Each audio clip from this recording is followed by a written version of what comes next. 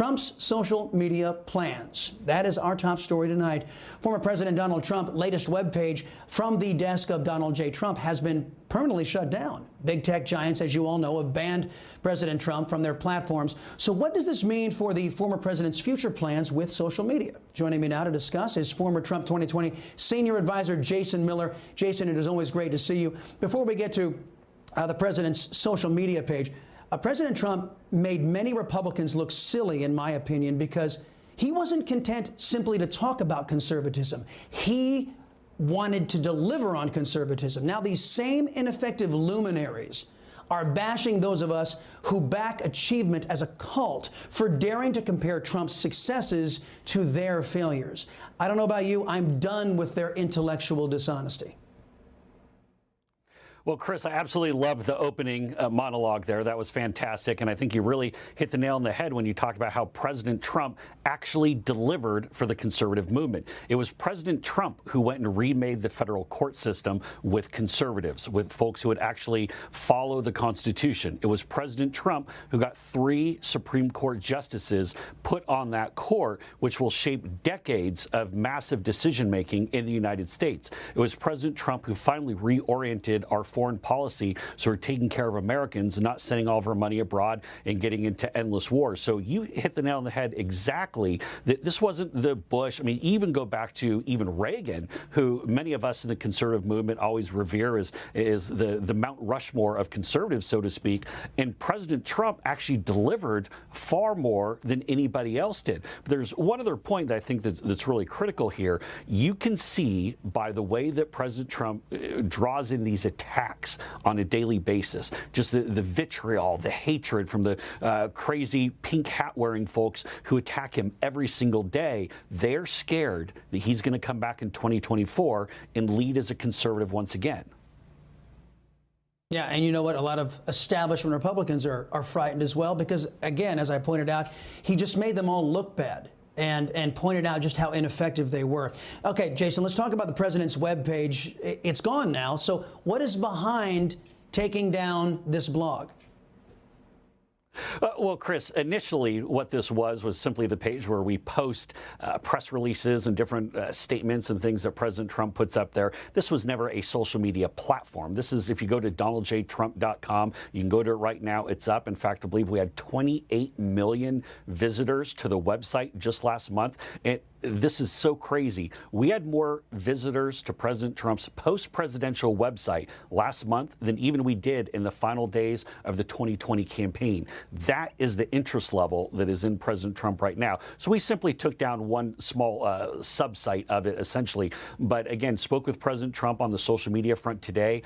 We've taken over somewhere in the neighborhood of over 24, maybe up to 30 different pitches and presentations. I do think that we'll be hearing relatively soon. I have some information I can't get into, but again, whatever President Trump comes up with next, it won't be something that they can cancel, whether that's because of the cloud or because of the distribution center. This will be something that will get his message out very clearly. Let's turn to some news of the day. Dr. Anthony Fauci's pandemic emails have been made public. Over 3,200 pages of emails filled with, well, in my opinion, contradictions, revealing a closer relationship to that notorious lab in Wuhan. This looks incredibly bad. Am I wrong? This isn't just bad. Chris, I understand that you grasp the magnitude of this. This isn't just about maybe a bad PR play, a bad optics play for Fauci, who, by the way, makes over $400,000 a year. He's been there over, what is it 7 presidencies now, going back to 1984. Here's the thing. Based on these emails, and again, we need to bring in Fauci, put him in front of one of these congressional committees, or he needs to go and face the music on this to answer questions. But based on these emails, it would appear that he was giving information, advice, such as you don't need to wear masks. Different things such as it looks like the U.S. taxpayer dollars going to this Wuhan Institute of Virology had something to do with this gain-of-function research. So this could mean, so you go back to the early days of COVID. Why was Fauci so mellow? Why was he so chill? Because from these emails, it looks like he had a hand in it, that he knew, Chris, exactly what was going on. Anthony Fauci has a lot to answer for because he has gotten famous, he has gotten rich, and meanwhile, Americans have died, businesses have shut down. We need to fire Fauci. He needs to get hauled up in front of Congress, and he needs to be held accountable. We need to know what he knew and when, and what his role with it was. Indeed. And I want to turn to Communist China. Their mouthpiece is saying that country should prepare for nuclear war with the United States after Biden flip-flopped on a U.S.-led probe, after Biden was caught killing a Trump-era probe into China's culpability. Listen to what Biden said when asked if he'd release the probe's findings to we the people. If I knew that, I wouldn't ask for a 90-day review. I don't know. Will you pledge to release it in full? Will you pledge to release the report in full after 90 days? Yes, that's unless there's something I'm unaware of. Okay. So first, President Trump commented on Biden getting caught. Has he told you about Biden getting caught killing the China probe that Mr. Trump started? And then does Biden sound to you like he's going to release the information if this is bad against his buddies over in Beijing? No, not at all. So what Biden is saying is let's have this 90-day review, and then we also get information that apparently there's more intel that hasn't been unpacked yet. So this raises the real simple question, Chris.